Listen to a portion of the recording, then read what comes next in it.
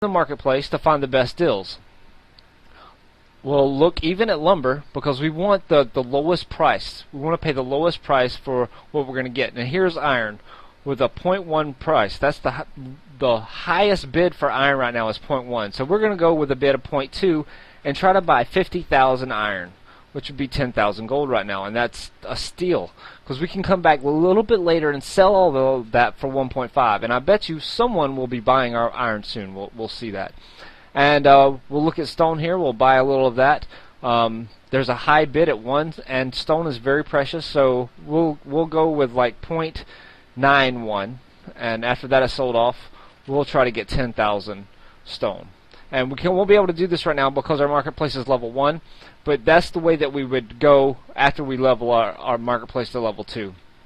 And we'll be doing that in a moment. But the number one thing that I want to get going here are my lumber mills, because this is very instructional on how to build this up. We want lots of lumber mills because that's the specialized resource that we're going to work on. The rest of my resource fields will be lumber yards, and at some point I will even take down the 1 or 2 iron mines, stone mines, and turn those into lumber mills as well. And I do this only in my first city. The second city, of course, would be iron, and the next city would be stone. But I do like to specialize because you can add those things up very quickly. Okay, now we spun our amulet. We get another amulet, and now we're going to go ahead and build.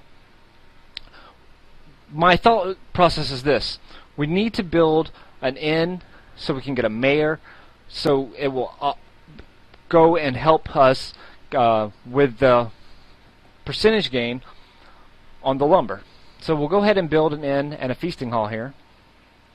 We can do this very quickly. And you want to make sure on this hero recruitment quest that you finish the inn and come back and do the other quest again and get the hero and then finish that quest. Otherwise, you'll get a hero before you finish the quest, and then the quest will ask you to get another hero and you won't have room. So don't fall into that hole. I fell into that trap a couple times.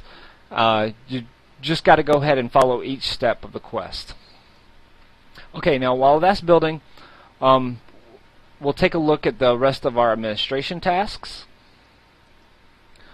We need to adjust our tax rate, and I want to talk a little bit about taxes. At the very beginning, it's good to put your tax rate at 1%, so we can get the population in as quickly as possible. We don't need that 1 or 2 extra gold anyway, and that'll help us naturally raise our loyalty up so we can keep levying for resources. It did ask me to do it at 20% first to finish the quest, and then we'll go down to 1.